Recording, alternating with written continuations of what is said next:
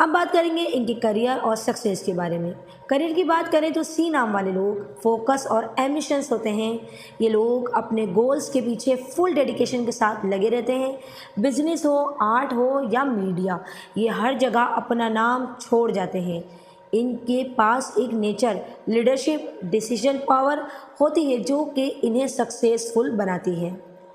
I hope आपको ये सब वीडियोस और इनके बारे में जो मैंने डीप मालूमात आपको दी है, इन्फॉर्मेशन दी है, पर्सनैलिटी के हवाले से, करियर के हवाले से, बाय नेचर ये लोग किस तरह से होते हैं, तो आप लोगों को ये वीडियो लाजमी पसंद आई होगी। तो दोस्तों, ये थी सी नाम वालों की पर्सनैलिटी के सीक्रेट। अगर आपका या आपके किसी दोस्त का नाम सी से शुरू होता है तो आप कुछ ना कुछ तो आपकी वाइब्स इस वीडियो से कनेक्ट हुई होगी। तो ज़रूर बताइएगा कि कौन कौन सी बातें आपको ठीक लगी। वीडियो पसंद आए तो लाइक, शेयर और सब्सक्राइब ज़रूर कीजिएगा। मिलते हैं नेक्स्ट व्लॉग में। अपना बहुत ख्याल रखिएगा।